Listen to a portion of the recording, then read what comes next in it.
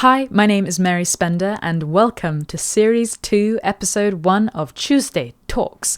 For the next 10 weeks, you'll be getting an in-depth interview each Tuesday with some of the most incredible musicians.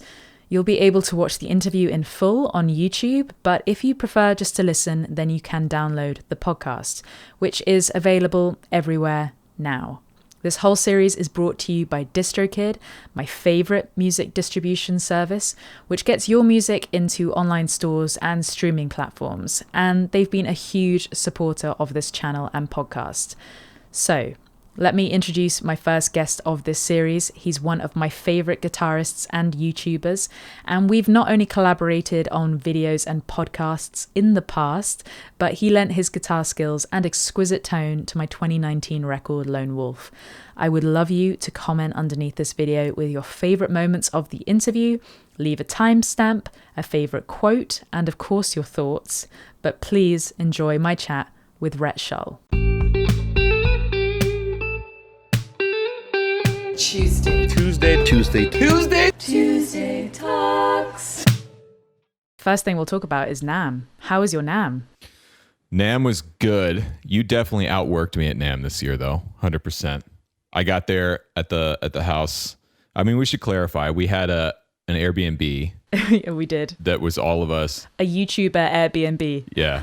It was so Tilly and I, you, Paul Davids and Norja, Sammy G, Samurai guitarist, and Adam Neely all in one house, which was a ton of fun. I knew it would be, but actually it was even more fun than I had originally anticipated. So, NAMM was great. Once I got there, I figured out, I don't want to make a video. I just don't want to do it. It was so much going on. Just so many like people to talk to and meet and everything that trying to film and do it. I was like, I feel like it would be more productive and better for me to just focus on being at NAMM and doing the NAMM thing this year. Well, I had the opposite thing. So I went into it being like, I'm not going to make a video. And then as soon as I got there, I was like, because we just had different approaches to NAMM. And that's always the thing. You always have to sort of go in with, you had meetings and arrangements and you were actually on stage, on panels. I wasn't doing any of that. And I wasn't associated with a brand in any shape or form. And I suddenly realized, I was like, hang on, why am I here? Everyone else is going to be super busy. I might as well really enjoy it and document the process of it. But it's just a different approach. But you did some incredible things. Like, let's just get onto the pedal. The Lark. Yeah. It's been really well received, man. I didn't know what to expect. I mean, obviously I've never put out like a pedal or anything before with anything with my name on it. And so, yeah, we launched that with Mythos pedals. Zach at Mythos is a genius. You know, Zach. And, basically we took my 64 GA5T Skylark amp, which is a Gibson amp from the 60s, and turned it into a pedal. And it's been really well received. I think we've sold, oh God, I don't know how many at this point, but over 100. And we weren't originally going to go to dealers. And there was so much dealer interest that Zach just kind of said, hey, let's just do it. Let's just go dealer it. And I was like, dude, that great, whatever, man. This is like, I don't know what I'm doing. So, yeah, it's been really well received. And I couldn't be happier with it. Thing sounds incredible. Have you played it yet? No, I haven't had an opportunity. Okay, I got to get one sent over to you. Absolutely. Let's just go over the process of how you even build a pedal, obviously in collaboration with Zach at Mythos, but how did the idea come about? Well, we were drinking. That's how every good story starts. We were hanging out here in Nashville, and this was probably last June. And at the time, like Zach and I, we knew each other. We had met a couple times, but we didn't really know each other. So we just picked a night. We were like, hey man, let's just go out. And so we went out for dinner, had a mandate, went to this place here in East Nashville called 210 Jack and just kind of had conversation. We're talking about stuff. And that's where we kind of came up with the idea, or he came up with the idea for his pedal kits that he's been doing. And I just talked about YouTube and all that stuff. And then I took him to, there's my favorite cocktail bar in the world is called Attaboy. It's over in East Nashville. It's this really weird kind of speakeasy type place. Best cocktails ever though. And so we went there and sat out for like 3 hours on their back patio and just kept drinking and drinking. And then it kind of got to the point where we were talking about amps because Zach knows so much because he worked at Carter Vintage for years and he just knows so much about vintage gear and guitars and amps and stuff. And I was like, man, I would love to have my Skylark, my GA5T, and a pedal, like a preamp overdrive pedal, but it had to have the tremolo from the amp. And then later that week, we were in his garage prototyping it, and it just kind of started happening. And then he did everything. Like, I want to make it clear, I had no input really in the actual design process other than him sending me like sound clips of him working on the circuit and be like, yeah, it sounds great, man. Sounds great. You know, I had some input on the aesthetic of the design. Like the actual logo was designed by a friend of mine, Shay O'Connor. She did my logo, my RS logo. And so she designed the artwork on it and everything. But yeah, that was all Zach, man. 100%. That is so cool. I met him through Joey Landreth, and I've obviously met him subsequently. We obviously hung out in your rental Mustang that you had. Yeah. You totally swagged it for NAMM. And he's just so knowledgeable, but without being patronizing, which I really appreciate because there's so much I don't know. And he took me around. We met at Carter when I was just hanging out in Nashville for a week. And he took me around all the stores and then was just like really happy to play guitar for a video. And yeah, he was just sort of going behind the scenes at Carter and just being like, I'm just going to go and get you something really, really good. And then coming back with these outrageously expensive guitars. But what a sweetheart. And yeah, now you're hanging out with him quite a lot in Nashville. So that's pretty cool. Tilly and I went and actually had dinner with him and his wife Morgan last night. And again, he's one of those people that when I hang out with him, I realize how much I actually don't know about guitars and stuff. He'll just say something like, well, yeah, you know, like on the burst, they had this thing. And I'm like, I don't know that. I've only ever played like 159 Les Paul burst. And he's like, he's probably played, I don't know, 100 of them. So he knows like what's right and what's wrong. I mean, yeah, he's awesome. I'm really pushing him to get more involved on YouTube and do more stuff on YouTube because I think he could grow something pretty significant, I think. It feels like our calling, particularly like you and me, maybe Adam as well. Well, Adam definitely does this, but we basically try and persuade all the people that we definitely know way more than us just to jump on YouTube and do YouTube channels. Because do you think it's like is it a selfless thing or do you think it's a selfish thing? Because we actually want them to realize like how tricky it all is to manage. I think we've become, we're YouTube evangelists, right? We're like televangelists, but for YouTube. So I see it more of a selfless thing because I don't recommend it to everybody. I have friends, musician friends, incredibly talented friends who I look at and I'm like, yeah, I don't think the YouTube thing is right for them. And it's not because they're not good enough to do it or any of that. It's just, it takes a certain personality type to like want to film yourself and put yourself on the internet. Yeah, definitely. Maybe it's some kind of personality like disorder or something. But I wholeheartedly agree. Yeah, I have friends that I look at, like my friend Dave Honorato, for example, in Atlanta. He runs Dojo Guitar Repair, and he's on videos with me and Rick Beato, like the Three Amigos videos that we do. Dave is, you know, as knowledgeable as Zach is. Dave is him, but 20 years older, 10, 15 years older, however much older he is. And Dave is just one of those dudes that knows everything there is to know about guitars and amps and the vintage stuff. And it's like, dude, you've got to get on YouTube and start talking about this stuff.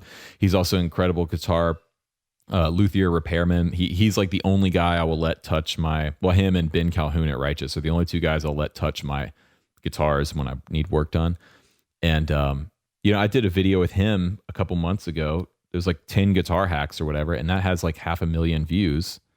And you know, I just feel like he needs to be on YouTube making his own stuff. And then I have a friend in Atlanta, and I'm going to shout out his channel because he's actually like posting stuff and getting stuff out there, and he's within his first 10 videos. He's like just starting out. His name's Michael Westbrook, and he's a guitar player in Atlanta, working guy, touring guy, session guy. He's one of my favorite players in Atlanta, and his wife is an incredible vocalist, and I was actually taking voice lessons from her and a couple months ago, and I was just talking to Michael, catching up with him, and I was like, man, you should. He kind of just dropped a hint of like, man, yeah, I've been thinking about doing videos, and then the door was open. I was like, oh man, I'm going to tell you everything I know. And then he started doing it, and he's doing pretty well so far. So yeah, Michael Westbrook, it's worth checking out. Okay, I'm definitely going to have to check him out too. Yeah, I've definitely changed my tune when it comes to YouTube, and when it was all sort of starting to work for me, I was just like, oh my God, this is the only way. This is the only way. And I realized it's the only way for me. And you're quite right. I think maybe our discussions, it sort of like calmed me down a little bit, where it's like, it's really not for everybody. But if someone comes to me and they're actually wanting to do it, then I'll obviously just tell them everything I know, because, all the mistakes you and I have made it's just going to be a time saver for them. It's not going to be a magic moment where they will suddenly go viral the next day, but it will just like help them avoid some pitfalls that we've made. But now I really just try and talk about the realities behind it, and sort of say to someone, look, if even when it starts going well for you, what you have to realize is this is a commitment for like every week for the rest of your life. So even when you do start having a video do really well, you have to follow it up.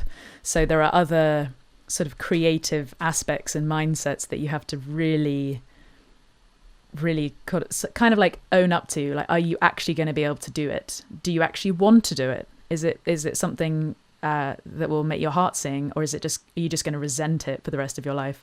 So yeah, that's my take on it now. The thing I'm learning now, because I'm 2 years into this, like almost exactly 24 months in, and I'm figuring out how to make this sustainable for the long term, like how to play the long game. Because, for the first year, or well, up until now, it's been like pushing to that 100,000 subscriber mark, and then just laser focus on getting to that. And then I reached it late last year, and now I'm kind of like, in fact, Zach asked me last night, he was like, what's your number one goal for the year? Like, what's your big goal for the year? I was like, well, this time last year, it was just straight ahead, 100,000 subscribers. And now I'm kind of like, I don't know. And I had to think about it for a second. And I finally, I have a big goal for this year, but it's, paying less attention to the numbers, the analytics day to day has been really helpful for me. Not worrying about subscriber numbers as much, not worrying about views, reading the comments less has been really good for me. But yeah, and I think that's a key part into making this sustainable for the long term, I feel the same when it comes to goals. I have realized that everyone talks about YouTuber burnout, and actually I get quite a lot of questions about it, where Patreon people or YouTube comments are just like, how do you prevent burnout? Or if I look a little bit tired in an Instagram picture, they're like, oh, you're burnt out. And I'm like, no, that's just me without any makeup on. Sorry. And I get plenty of sleep nowadays. And yeah, I think the whole thing about the numbers thing and talking to more and more friends who have more and more subscribers every day, like everyone is growing exponentially. And it's kind of weird. It's a kind of a new shift in the guitar world where no one's really an underdog anymore. Everyone's actually getting quite established. And I think new audiences are reacting to that, as well as the old audience who's been there from day one.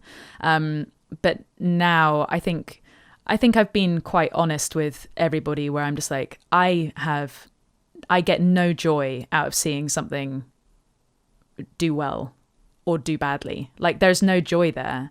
And it doesn't make you feel any different. Even when I had my first video do incredibly well, I realized, where I was at the time, it was really cool. It was like, it hit midnight. I was in Madrid on a work trip. And I was like in a really great environment where like a celebration was kind of natural and it was necessary, and everyone was really great and kind of proud of me, and I was proud of myself, but at the same time, like I was like, don't feel any different. And I think there's this sort of illusion that you think, and I guess I'm not there yet, but I think it's when it comes to people, when they talk about money not buying you happiness and stuff, it's like, oh, because it's a number. And it can buy you things that might make you happy for a second. And the same with like having YouTube hits. It will make you happy for a second because you're like, okay, I'm reaching people. That's what I want. But instead, the actual number thing just doesn't matter. And I don't know whether you felt any different after achieving a goal like 100,000 subscribers, which is so difficult. Yeah, what's your view on that? Well, okay, so I've never had a viral video. I don't have a single video over 1 million views. And so I've never had that thing happen. So I don't know exactly how that feels. That being said, I do feel good when I have a video. Like, so I guess my most recent video did well was like the string gauge video that was like a follow-up to Rick Beato's video. And that one did well, and I felt good because I was proud of that video. I think it was sorry if there's dogs in the house. I think I did what I wanted to do in that video, and I executed it well, and I can watch it back even now a week or so later and go, yeah, that's a good video, and I'm glad that whatever it is, 200 and something thousand people have watched that. And so in that sense, it does make me feel good, because the higher the number goes, it's like, okay, I'm proud that that's what these people are seeing, and those people are finding me, a lot of people for the first time on that video. And with the 100,000 subscriber thing, the day it happened, it was like, oh, all right, cool, on to the next thing. And it was actually going to NAMM that really sort of solidified this. Over the weeks and months since it's happened, I've definitely felt the weight of it. It's like, oh my God, there's 100 and now like 135,000 people or whatever it is that watch the channel on a regular enough basis to subscribe. And to me, that was it's a big deal. I don't take it for granted. And I don't know. It's when you get to meet the people like at NAMM, and I know you experience this too. It's like when you get people that come up and they're like, I love the videos, or thank you for posting this, or you've inspired me to like learn something new or get into music or whatever. Like, I hold on to that because that's what I wanted this channel to do when I started out 2 years ago. Yeah, I think that's the only bit that matters, really. Is the people and how you even deal with that. And yeah, the weight thing, that's a really interesting idea, and I think a lot of people experience that. And it's ironic because really when it gets to a certain point, like you need to be delivering content every day, but you sort of hinder your creativity element because you're thinking about this other thing that's totally out of your control, and it's growing every day, and that it could be taken away from you in a second, not necessarily by YouTube going down, but by making a mistake or becoming irrelevant, or we're at the mercy of the algorithm. But the people thing really, really made a difference. And even then, there are stages of that. So if someone came up to me at NAMM and they were just like, hey, watch your videos, cool, can I get a selfie? I was like, great, that was really cool. And that was like a nice moment. But it was fleeting. When someone came up to me and said, Lone Wolf had a really big impact on me, that really, really helped me, because I was just like, thank you. was such a long project, and it meant so much to me, and it was so therapeutic to me, that for someone to not only watch my videos, but to go and listen to the music behind the videos, and the reason I started off making videos, was just way more sort of like, not a weight, but kind of more substantial.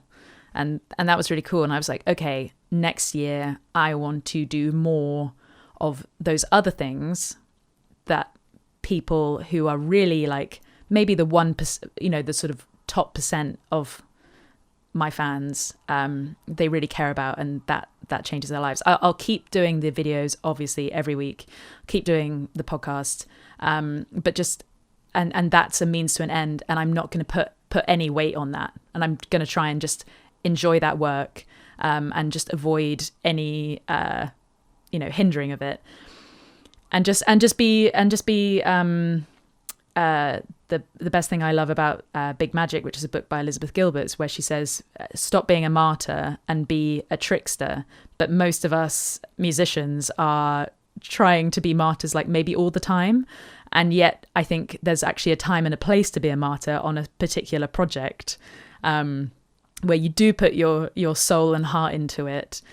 But you also have to change the mind shift, and you have to change the mindset, sorry. And once that project is done, you then have to become a trickster with how it's marketed or how it's received, because you can't actually put any weight on that stuff that you can't control. But when you're actually like nurturing the project, you can be kind of like the traditional sense of a musician, where you're, putting everything into it. But yeah, there's so much to navigate, and I think it's really cool having and continuously having open conversations about it with other creators, personally as well as like publicly, like this. Yeah, I mean, it goes back to the kind of thing. I make videos that I wish I could have watched when I was a kid starting on a guitar. I say that all the time, and this is now part of that. It's like, man, I wish there was people talking about this when I was thinking about starting on YouTube, because I would go and watch these how-to videos, or like top 10 ways to get 10,000 subscribers, or whatever these BS, social media channels were making at the time. And it's like, none of it was real, and none of it was sustainable. And it's only been through the experience of the last 2 years and talking to you mostly, and then more recently, like Adam and Paul and all those people, like finding a way to make this accessible for more people and sustainable for more people. Because from my perspective, man, it's completely changed my life in an amazing way, and opened doors for me that I always dreamt of, but never actually thought were possible. And I mean, who knows where this will go, but I wanted to ask you, like, what's your, at least what you want to share publicly, what's your goal for this year? Like, what's your number one thing that you're driving towards? I said last year, well, I sort of said to myself last year, it was just going to be for 2020, it was just going to actually be being able to sustain this, because there's only so much consistently growing, or constantly growing, that you can get used to. So, if the path is always shifting, then you're never going to find your feet, and you're never going to actually like be stable enough to get this done. So in one way, all I want to do is just continue the YouTube channel, continue writing music, and basically that's the simple answer. But then it's like, okay, but I never think like that, really, and I've never thought like that. I've always looked at the next thing, and looked at ways of improving things, upping my game, really sharing that with other people. So this year I sort of set a goal last year of trying to get on the road a bit more, but this year is really about going on the road, and some things have been coming about, again, without too much trouble on my end, where it's just been like, okay, I've been patient, I've been putting in the work to grow my audience so that if I ever do a live show, someone would turn out. And to be honest, it's probably something that we need to talk about offline as well, because I think there is an opportunity for us to collaborate in that as well, because you being a touring musician already, me, us collaborating on Lone Wolf, you being so integral to that record. Look, if you just want me to join your band, all you got to do is ask, you know you're already in the band. But I think there's some opportunity to create, if YouTube is scalable for us, and, we can accrue new fans every day, and new viewers, new people who love our stuff, new people who hate our stuff, whatever, that's really cool. But sometimes I think it's really great looking at the non-scalable thing, like you and me being on stage in front of a certain amount of people, and how much we enjoy that already. We know we love performing, but combining and making a show out of it. So it predominantly being about the music, because everything we do is about the music. But then, there are other people out there, and actually I've got some questions from my Patreon fans to ask you as well. But there are certain things that people want to know, and I think that sort of eye-to-eye contact is so important. And it's the thing we touched upon at NAMM, like meeting people in real life it was nice for them and it was nice for us. And so I think actually organizing that where it's a more official thing would be great. So yeah. How do you feel about that? I feel really good about that, because my big goal for this year that I told Zach about last night was, for the first time, I want to put out original music that has my name on it, and kind of step more into the writer-producer role, because it's something I've always had. It's always had an impact on me, and something that I've always wanted to do before YouTube and before all this other stuff. So I'm getting to the point now where it's like, I really, really want to start putting out music that is, I've had a hand in creating and I have equity in, and I already do that with like Noah Guthrie and Good Trouble. Like this week I'll be going into the studio with Noah to cut his next, I think, 4 or 5 songs. And that's cool, because that's a collaborative effort. Those are my guitar parts I'm laying down on that stuff. But I want to be involved in the writing process, in the production process, in the mixing process, and actually put something out and then go out and play it live. Like, I've never done that. I've never, to this day, I've played hundreds, if not, probably thousands of shows at this point, and I've never once played a song that I wrote or had a significant hand in writing and producing. And I've realized over the last couple of years that like that's always been important to me, even when I didn't know that was important to me. There was always something as the hired gun player, even playing on these amazing gigs with my friends and amazing artists and everything. I never was fully satisfied in that role. I was always looking for something more, and I didn't know what I was looking for. And it's been in the last few years of like producing and building this YouTube channel and writing some stuff to put on the channel and in the videos and stuff that I've realized that, oh yeah, I need to be doing like my thing, like the sound that's in my head, I want to get out. And it's terrifying. Like, I'm not very confident in it at all at this point, but it's something that, I know that I want to do. And so my goal for this year is to put out like some kind of EP or something. Well, that actually leads on to one of my Patreon fans asked, Kurt asked, I know he's said that 2020 he's going to focus on recording his own songs. I would like to hear how he goes about songwriting and what the inspiration was for 1 or 2 songs he's written. So have you started on those songs? Yeah, so I've been co-writing with a friend of mine named Jamie Portier. And if you want to hear Jamie, there's an NPR Tiny Desk concert that he played on. The artist is called LaKaylee 47. She is a badass hip hop artist, and she put together this band that she called the TSA band. It's awesome. They're all dressed up in like TSA outfits at the airport. Justice West is playing guitar on it, but my friend Jamie is playing keys and singing. And so you should go look up Lakaylee 47 Tiny Desk Concert. And he takes a break in between two of the songs and plays Let's Go Get Stoned by Ray Charles. And it's like, to me, it's the highlight of the whole performance. So Jamie's been a friend of mine for years. He actually lives really close to me in Atlanta. And so he and I, for the last year, have been writing together.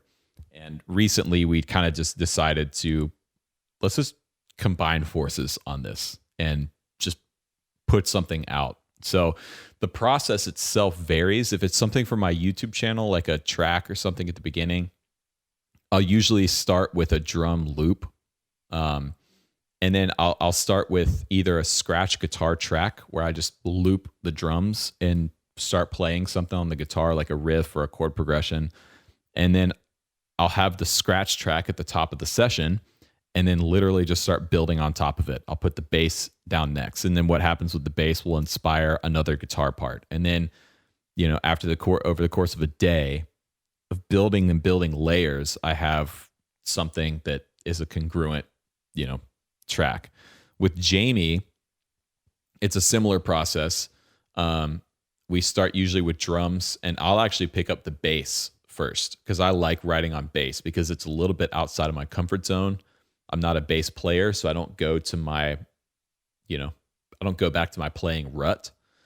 And we'll kind of bang out a progression. He's an incredible keys player, so we'll mic up the piano in my basement and have him start singing and just kind of mouthing some syllables. And, we've gotten some pretty cool stuff going that way. That's so exciting. I cannot wait to hear it. Yeah, I think it's going to be a lot of fun. And also, I owe you. For the record? For the record, I owe you. For those that don't know, Rhett played guitars on Lone Wolf and really tied that record together and made it sound actually beyond how I expected it to sound and how I imagined it would sound. And just like completely, it was such a joy to work with. And I think that's why we get on so well. And and also now that I've met Tilly, I think I really understand you a little bit more. Yeah. And realize how similar we both are. Uh-huh. And then also the differences as well, which I really like. And I think that's really interesting. And actually some of the things I had another question from Mark. He says, what's the most minimal setup you find inspiring or satisfying for your own musical creation? Obviously, like the bass idea kind of fits that, but is there anything else? In terms of gear, it varies. Usually when I try to write something, I will get my normal rig and my normal setup completely away from me because you sit down in front of your pedal board and your amp and everything, and it just kind of takes you to the same sounds and the same things that you normally play, and I don't always want that.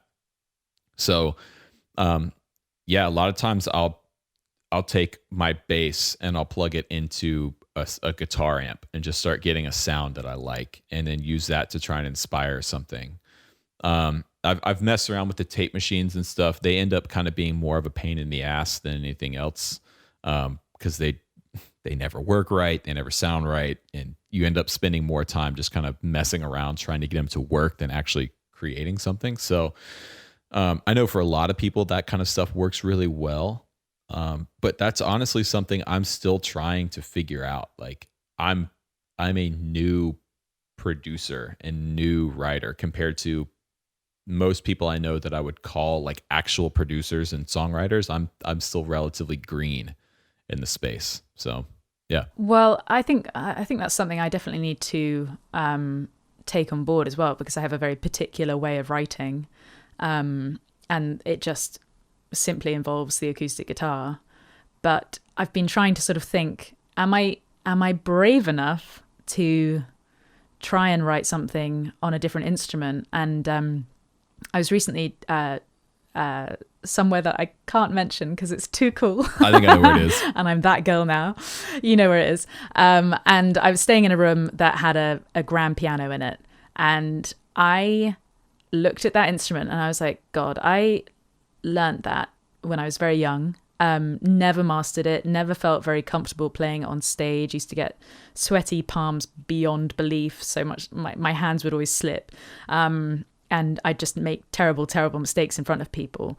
And I found it very difficult to recover, whereas guitar, I've always felt quite easy being able to recover my mistakes, even if something goes wrong. But I sat down and I was just like, look, I know the difference between a semitone and a tone. So, I my ear has changed a lot from learning to improvise using guitar since I last played classical piano, which I found to be too regimented. And I sat down and I was like, what if I tried to write a song on the piano? And I came up with something. I don't know if it would be any good. I don't know if I'd share it with anyone. But it was just that challenge of just being like, right, put the guitar away, see if I can actually do this in another medium, and where it will sit with me, and what it will do to my songwriting. And so, yeah, that's definitely something I want to take on board too, and trial. And actually, I need to get a piano somehow, maybe just like a beat up old thing. Yeah. I mean, getting your hands on a different instrument or a different, I mean, and look, this is one of those things I rarely advocate for this because it's not a good mindset for people to sort of buy your inspiration. Like, oh, I need to get inspired, so I'm going to go spend money on whatever, a baritone guitar or whatever it is. I don't think that's a good mindset to have overall. That being said, if you can surround yourself with different things, different instruments, different ways of making music than you're used to, it can inspire different outcomes, different musical outcomes. That was part of the reason I bought that 4-track tape machine, that cassette deck, was to kind of give myself some limitations to do the DAW-less, computerless thing, because I realize that when I'm sitting in front of a computer recording, I kind of have a set way of working, and it produces a similar result almost every time, as a function of sitting just in front of a computer. But if you get the computer out of the equation, it completely changes the game. And I'm still fascinated by that idea. So I'm in the middle of like trying to put together a modular synth setup, because I've been wanting to get into that for years and years and years. And so it's finally like, all right, I'm just going to pull the trigger and see what happens. Yeah, I think the key word there is limitation. And with guitar, I actually sort of wonder whether I enjoy songwriting on it because I am limited still. And I know we've spoken about this before, about sort of taking ownership about calling yourself a guitarist and calling yourself a musician or calling yourself a songwriter, even if you've written one song, even if you played one chord, and just sort of taking that and just not worrying about calling yourself that and just really enjoying it. But I sort of think there are certain things that you need to do, and the gear thing is interesting, because I know of some people who are really prolific when they're in a room full of instruments and they just go all around and then they create incredible stuff. But for me, I know I'd probably end up doing nothing. And so yeah, that limitation idea is definitely the key. And it's like, is it because you're limited in terms of skill, or is it because you're limited financially? I was actually watching something which I wouldn't usually switch on, but it was a GQ interview with Phineas, who obviously has just swept the floor at the Grammys. And he was talking about, this Grammy award winning, the most successful producer, songwriter right now, and performer in his own right. He just had his laptop, and he writes songs on the plane sometimes just using his laptop and using the keys as the keyboard. And I know that that's possible, but have I ever put myself under that sort of constraint? And would that be a fun challenge to either document or not document, like choosing what to show and what not to? But I think that sort of thing is really interesting, and will help people if you know that the base idea for me makes me really interested in working with you, because that would it just keeps things really, really you can build on that. Whereas maybe sometimes I find co-writing quite intimidating sometimes, because if it's too busy or anything, it's kind of hard to imagine a vocal line on top of that or anything like that. So yeah. Well, I prefer co-writing over writing by myself, because I get to the point where like everything I do, I think sucks. And then I've spent 5 or 6 hours on something and I have nothing to show for it because I haven't like committed to anything. But I also think the actual process, the people, you find the process that works for you, right? So I love being in a studio setting. I love being in, actually capturing real instruments with microphones and playing with the preamps. Like that part of it is inspiring for me, finding the sounds, getting the guitar tones, running back and forth between the control room and the live room. I love that energy. So for me, the idea of sitting on a plane in front of a computer using the laptop keys as the keyboard is hell. Like I could never do that. Like I just know that's not in my wheelhouse. Not knocking that at all, obviously, because it works for someone like Phineas and lots of other people out there. But I'm just not that way. I'm a more hands-on kind of guy. I like turning knobs and flipping switches and doing all that. It's part of the creative process for me. And so I think it's worth, for someone who's wanting to get into this and writing their own stuff, which I would encourage every musician out there to do, because it'll just make you a better musician, even if you never publish any of it. Find the process that works for you. And the only way you do that is by actually doing it over and over and over again. Yeah, I think you have to find the process that allows you to move quickly and allows you, because like inspiration hits, but it disappears pretty quickly too. So you actually really need to act on it when it's happening. Because if you think about it too much, or you're messing around with things that you're not comfortable with, then it'll go and you'll lose interest. But yeah, I thoroughly agree. Like I find it difficult to co-write because I'm not, I'm always I need to improve my communication about musical ideas. And maybe it's, and also it's a very personal thing for me, and always has been since I was in my bedroom age 12, writing about my friend being mean to me or whatever I was writing about when you're 12, whatever that was. And it's still like a very therapeutic thing. And that doesn't mean that I haven't co-written. It's just not something that I move towards. And actually, I kind of wonder whether that kind of has an effect on my whole career in general, because sort of trying to scale and build a team, I am realizing like I am very self-sufficient. And someone recently asked me in a meeting, they were just like, why is that? And I was like, because there was no other option.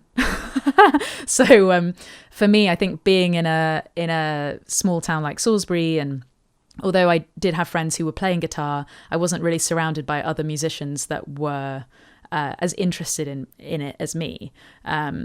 There were definitely musicians that were better than me, but they weren't necessarily interested in the sort of songwriting that I was. And sort of same with the decision to be a solo artist as opposed to being in a band and all that sort of stuff, and being a YouTuber instead of being part of another channel. Or I think you should try the co-writing thing. The thing you have to do is you have to curate your co-writers. You can't just stick two musicians in a room. You can't just take two great songwriters and stick them in the room and expect something great to happen. There has to be some other deeper connection there. Yeah, it's chemistry, isn't it? Yeah, it is. It's a relationship that's happening, and there's a trust there. And again, this is something that I'm relatively new to. I'm definitely no authority on songwriting and co-writing and stuff, but I know people that are, and I know people that are very successful in that space. And I work with people that are very successful in that space. And what happens is you develop a tight-knit community of people that you can trust, and that they can trust you, because songwriting is a very vulnerable thing, and creating music is a very vulnerable thing, especially when you bring in lyrical content and ideas in your voice into the context. So you just have to find the right people to do it with. Yeah, well, and couldn't agree more with you there. And I think that's a good tip. I think there are certain surprises that people go through in terms of walking into a studio session and having to co-write with someone. I actually had to co-write with someone recently, but he wrote the lyrics and I wrote the music, and we kind of knew our roles. And he was trusting of me, I was trusting of him. We'd worked together in a different mindset. But yeah, it's super interesting. Definitely something I want to do more of. So I'll be hitting you up. All right, deal. I'll come over to England. Yes. Oh my God. You must. This summer as well. Okay. Yeah, so not now. It sucks outside over there. I'm not going over there right now. it is a bit, it was actually blue sky today, but yeah, it's a bit chilly. It's not, Midwest kind of winter though. That's the big illusion about England. There's no snow. It's just a bit rainy. Okay, so I have been very professional and prepped some questions, which I did send over to you, but no harm in. I did my homework. You did your homework. Okay. Yeah. I will start off. And by that I mean I read them right before I fell asleep last night. So. Yeah. Oh my God, they've been, cultivating in your mind, and I'm sure you have some great answers. But okay, first question: which album or artist have you recommended to your friends and family the most? Well, there's two or three, but to answer the question properly, I'm going to stick to one, and it's Michael Kiwanuka, and his newest record, just entitled Kiwanuka, is incredible. His previous record, also called Love and Hate, is from 2016. Is also amazing. If you don't know Michael Kiwanuka, I'll just spell his name for you. It's his last name is Kiwanuka. That's a record that I'm and my friend Jamie, who I was talking about earlier, we're both getting a lot of inspiration out of, and just as a standalone piece of art,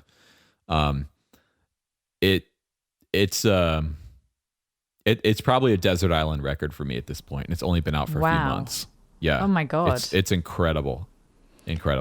Well, that was a surprise because I was expecting you to choose a different album, The Highwomen. Oh yeah. But that's one of the top three. So the other one would be the Black Pumas' new record. This is a self-entitled debut album called Black Pumas. And they actually got nominated in the I think Best New Artist category. Of course, Billie Eilish just swept all that. Yeah, but in the Americana country world, definitely the Highwomen record is one I'm going to a lot. And Lucas Nelson's record, Willie Nelson's son, he has a record from 2016, I think it is. I can't remember the name of it right now, but it's incredible as well. I haven't listened to some of those records, so I'm definitely going to do my homework, because I saw your Instagram story ages ago, well, when the record came out, about the Highwomen, and kind of brushed it off because I was like, cool, whatever. I know the country singers individually, cool, whatever. And then listened to it, finally sat down and listened to it, and I was like, oh my God. There's a reason someone who I trust musically chose this as a record to recommend. And that's why I love the idea of this question and sort of going around and sort of saying, like, who have you recommended this thing? Like, who have you had to preach about? So I'm definitely going to listen to Michael Kiwanuka. Check out the Michael Kiwanuka, both of those records, Kiwanuka and Love and Hate. I think you'll actually, I'll be interested to hear your thoughts on it. I definitely know of, I'm not friends with, and I'm not trying to name drop. I know of musicians that I think he studied jazz guitar at Royal Academy. Either he got all the way through, or I think he got picked up by his record label while he was doing that. So like he's a really hardcore musician. So yeah, he's amazing. So yeah, I will listen to that. Okay, next question. If you could have a drink with any musician, dead or alive, who would it be, and what would you ask them? All right, this one's tough for me. Oh yeah. I mean, because there's the obvious answer of, any number of guitar heroes. But, with that, I feel like I would just end up talking about like stupid guitar nerd stuff that, whatever. But I think I would want to sit down with Eric Clapton, and because I just feel like he has one of the most interesting stories in music. And my dad and I went to Crossroads Guitar Festival this past September because they don't do it every year. And it came up, and I had some friends that were playing. And so my dad and I have watched all those DVDs for years. And so we decided, like, okay, let's just go. Let's go both nights of Crossroads. And the second night we were able to get backstage and watch the show from side stage. And Eric only came down for one person's set that whole night, and it was Vince Gill, which was one of the most badass show of force musicians sets I've ever seen. It was so good. Dude, the vocal harmonies in Vince Gill's band are so tight. They sound like the record. Anyway, but Eric came down, and he was standing basically right next to me and my dad. And I just was kind of sitting there looking at him and thinking, like, that man has had such an impact on music and has had such a prolific career as a musician in so many different iterations, right? Playing in Cream, and then his solo career. And then, through the past basically 5 decades, I would want to talk to Clapton and just get his insight on being an artist and finding your voice and, all that stuff. Yeah, I would definitely ask him about how you sustain a career for that long. And yeah, the sort of failures he made along the way, or the things he would kind of do again, but wouldn't. I don't know. There's so much, and the coolest thing is he is still around and he's still playing, and so that's a great choice. Dude, the first night of that Crossroads Festival, he came out and played an acoustic set, like the Unplugged record, and he played a lot of the songs on that record, and I almost cried. Because I've literally been listening to the album my whole life. Since I was a newborn baby, my parents had that on cassette tape in the car that we would listen to. And to hear them play that live, it was so powerful. That's very cool. That's so cool. Okay. Tell me about your favorite piece of music gear or piece of tech. It doesn't actually have to be musical, and the story behind it. So anybody that follows my channel knows about the pink Novo, the Saris J, the burgundy mist sparkle Saris J. That guitar is a once in a lifetime instrument. I bought it before I was on YouTube or anything. I was touring with a band called the Muddy Magnolias at the time. I've had it for almost 3 years exactly. And found it in a local guitar shop. And it was actually my wife, Tilly, that like kind of pointed it out. Was like, you need to try that one out. And at first I didn't really like it because it looked funky. I didn't know anything about the brand Novo. This is like weird offset pink sparkle guitar. Like, what is this? But I played it unplugged for the first time. I just sat down in the store and played it, and it rang like a bell. And it was one of those things that I've learned to pay attention to with guitars or amps, whatever. When you get that feeling, when you sit down and you feel it and you just think like, oh no, this is something different. You have to pay attention to that feeling. So it was expensive. I mean, it was $4,000 and I didn't have the money for it. So it was going back and forth for a month. Tilly finally, I had talked myself out of it. And Tilly finally in the car one day was just like, you need that guitar. You need to go get that guitar. So I sold 2 guitars I had.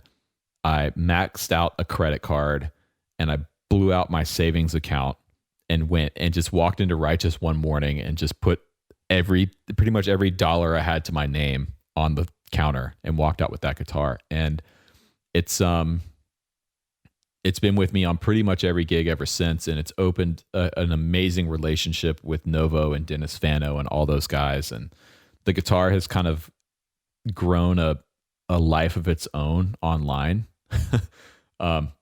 People know that guitar, and but that's an instrument that I will have with me for the rest of my life. Absolutely. It's a very similar story with me and my Vigier, which again is not looks wise wasn't something I initially liked, and then because I wanted to go just for the plain black version, and then that when you're associated with something so unique and unusual, I think it kind of gives a different dynamic to sort of online your sort of social media presence in a way, because you're not just recognizable, but the instrument's recognizable. And I've had discussions with this, and I'd actually like to know your thoughts, but and I've got something else, because I recently just bought a guitar, but haven't told anyone. So this is the first time I'm actually talking about it. But when it comes to the traditional guitars that are the most popular guitars, and if I've missed one out, let me know. Gibson Les Paul, Gibson 335, Fender Telecaster, Fender Strat. Mm-hmm. I think those four are they're the most iconic. Yeah. Yeah. So you could also throw the Firebird in there as well if you wanted to cover everything, but we'll just stick to those four. I think those four are definitely it. I think with those four instruments, I think it's kind of important sometimes to not use them. And then in another way, I am aware of other YouTube channels that I think benefit from using them because they are aspirational instruments.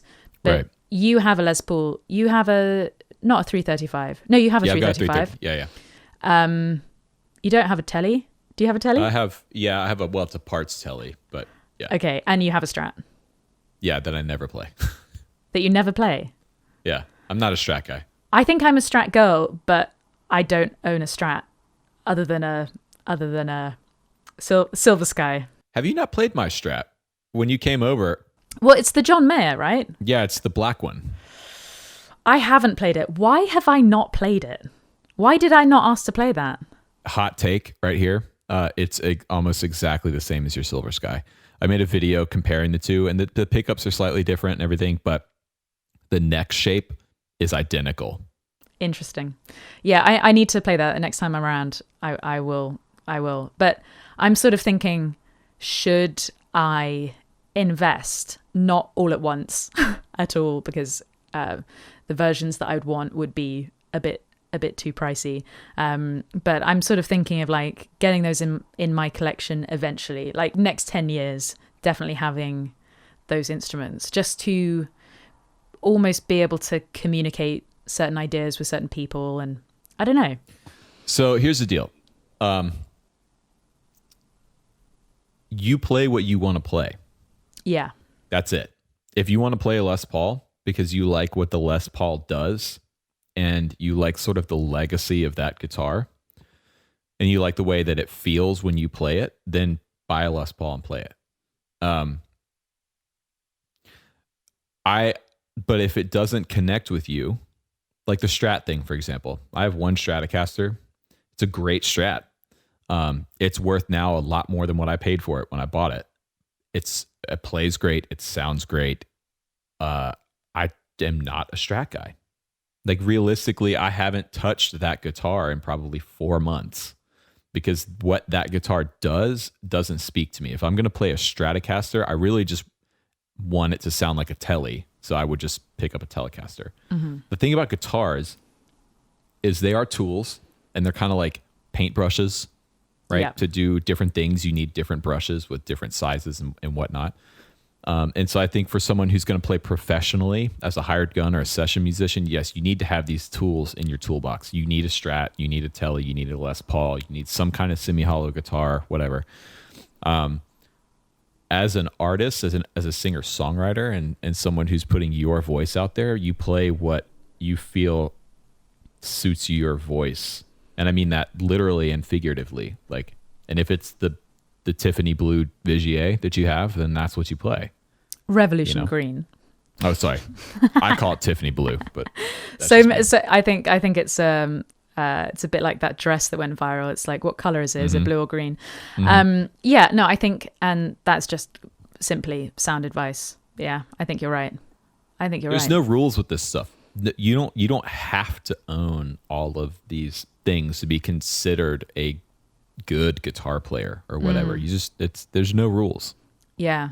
I think, the one rule is getting off your ass and actually doing some practice, which is also something I don't even do. So there's no point me buying all these guitars.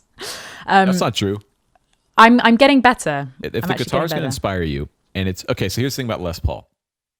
I owned a Les Paul for years. It wasn't a good one. It looked great, but it just never really connected with me.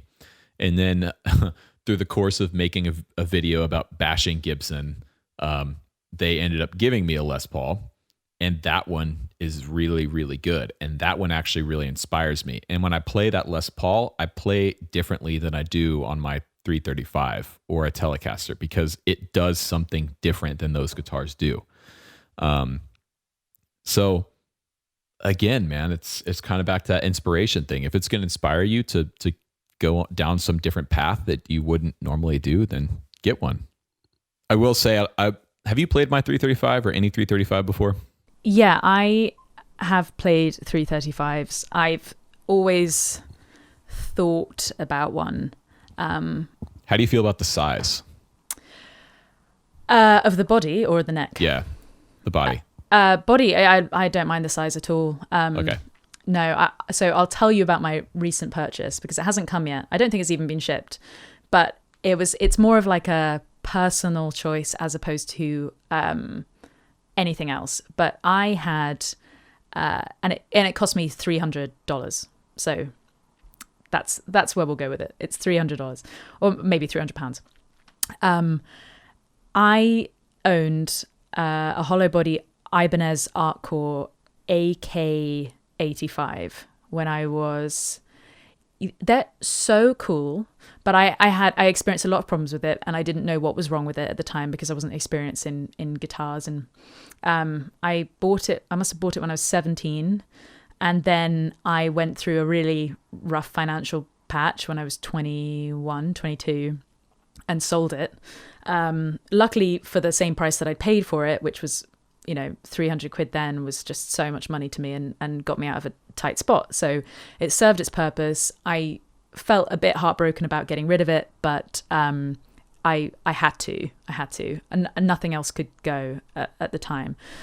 But I realized, like, Reverb now, and this is not sponsored, I went on it and was just like, wow, that's the guitar that I still think about.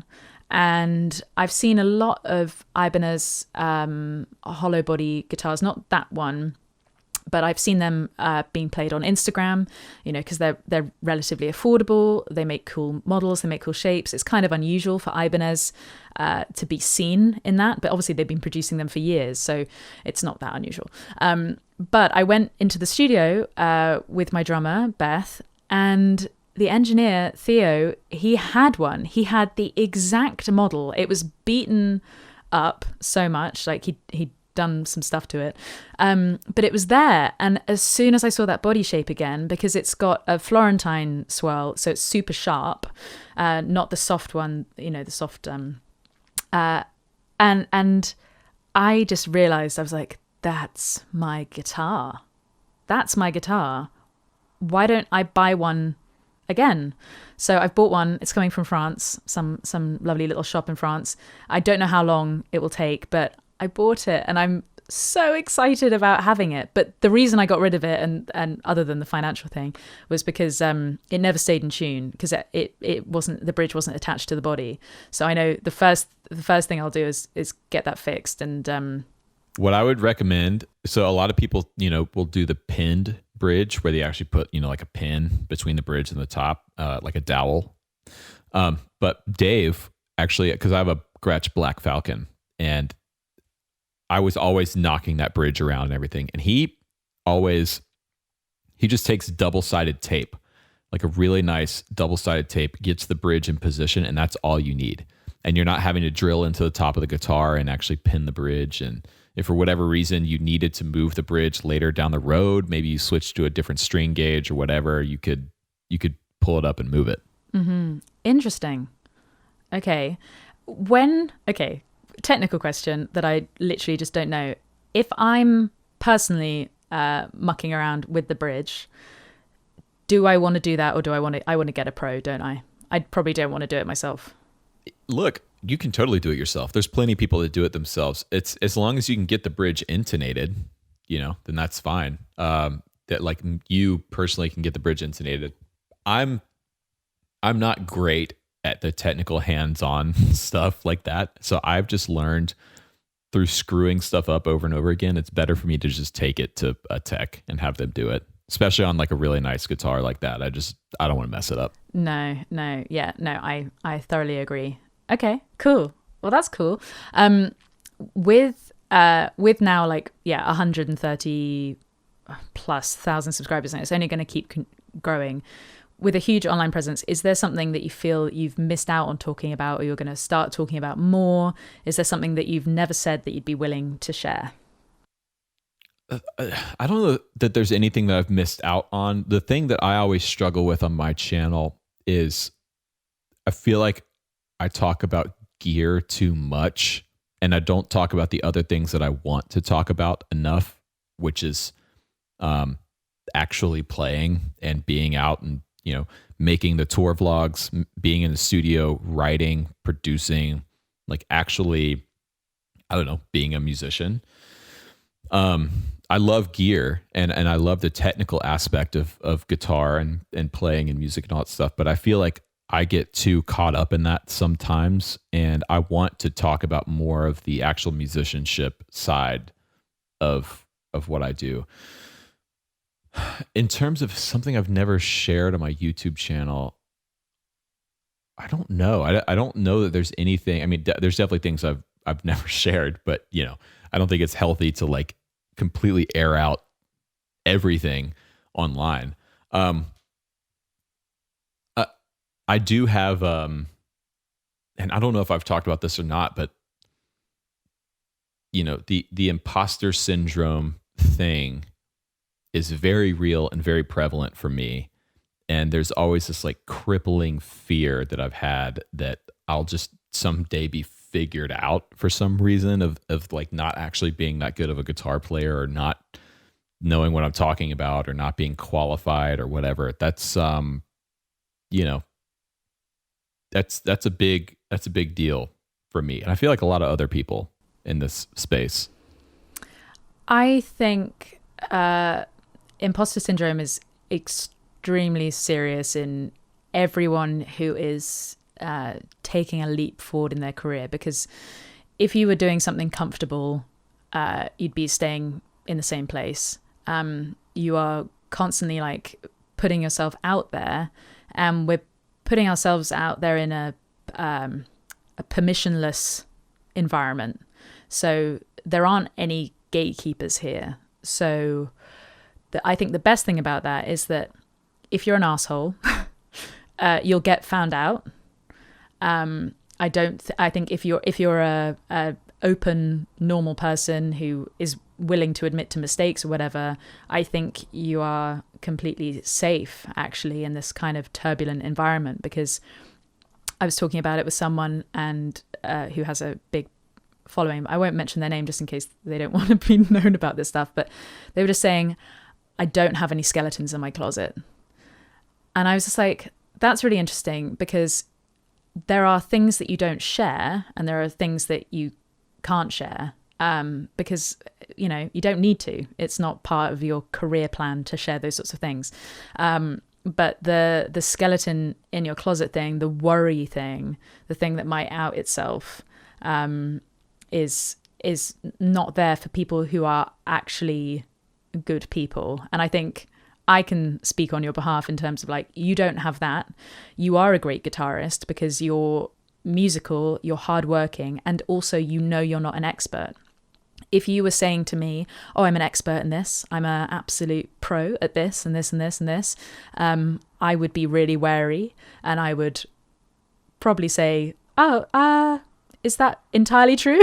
But you've never claimed that. There are certain things that you definitely have expertise in, and you've made errors, and you've trial and error. Just the same with me. There are definitely things that we are good at, but the fact that we're not professing to be experts, because we don't need to be. This is a permissionless platform, permissionless environment. We just don't need to be. What we do need to be is open, entertaining. We need to have an innate sense of drive so that we're always pushing ourselves to do better. And when we see a gap in our own knowledge, which I've seen so many gaps in my own knowledge, you just have to self-educate, or you have to ask questions, or you just have to admit to it. And so the fact that you're even saying that is only a good sign. So yeah, imposter syndrome really is almost like a self-defense mechanism. That's an interesting way to look at it. And I appreciate the kind words. I mean, I've never claimed to be an expert guitar player. And anytime I've ever gotten kind of inflated in my head or something after a big show or whatever, and be like, you know what? I think I am pretty good. All it takes is for me to go, like at NAMM, I went to the 2 Rock party and watched over the course of an hour and a half, Josh Smith, Greg Koch, and Joey Landreth play. And it was like, I don't even know why I'm playing guitar, because these guys exist and are actively out there doing it right now. It's like, what can I contribute to the musical world that these guys aren't already doing at an insane level? But again, it's never been my goal as a guitar player or musician to be the best. I've never had that, sort of drive. I just want to make music and find a way to sort of express myself and hopefully connect with somebody else who might view the world in a similar way or have a similar experience that I do. Yeah, I actually was listening to something and they were talking about being the top 1% of something. And really the best way to do that now is to not aim to be the best in one thing, but it's to be good at 5 things that make up you. So technically there will never be any competition against you, because you have those skill sets and those sorts of things. You are in those realms combined, they make up you, and there can't be another you. Yeah. So I look at someone like Joey, and after being on the road with him and going, oh my God, I should put the guitar down as well, and having that moment. And but yeah, I'm not trying to achieve what he was trying to achieve when he was learning, and we grew up in different environments, and then we're different ages, and then we've got different skills, and that is okay. But it's sort of knowing that he has a different obsession to you or I, and I have a different obsession, and it's just sort of like owning up to that, realizing what it takes to be the best version of you, and that's what I love about Joey as well, because he also doesn't claim to be the best guitarist in the world, and yet you and I can look at him and be like, oh, he is definitely in the top 0.0001%.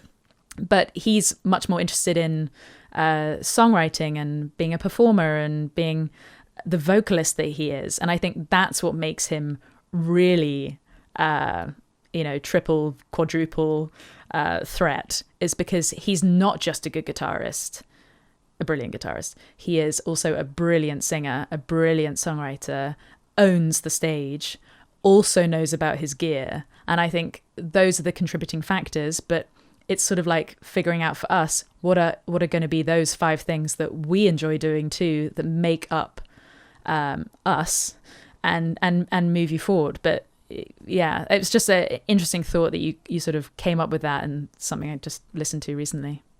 If you could give your younger self a word of musical advice, what would it be? Calm down.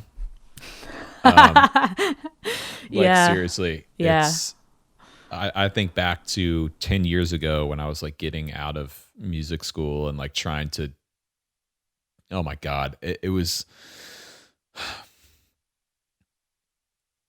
first of all, calm down musically. You don't have to play as hard and fast as you can at every single opportunity. Calm down emotionally, where, you know, every little thing that happened or every little gig that I got or didn't get was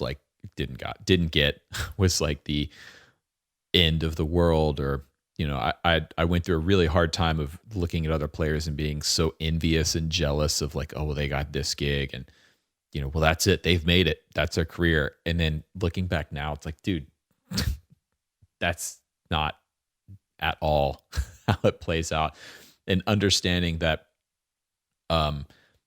this is a lifelong, like the longest term game. At the time, I was looking at it on a month by month basis. To calm down and really hone in on your skill set, find your voice, and settle in and just play the long game. I mean, that's really the thing. You know, I'll be 30 in a month on March 1st. And, you know, I think the 20, and I think this is probably indicative of a lot of people in their 20s, right? You kind of, you don't know what you're doing and feel like you're just spinning your wheels and everything. And just telling myself like that's normal and that's okay. And that's where you're supposed to be, you know? I couldn't agree more. Perfect way to end this interview. Thank you very much. Well, thank you for having me, as always. It's about Okay. time to get you on my podcast again, too. Hell yes. I really hope you enjoyed that interview as much as I did.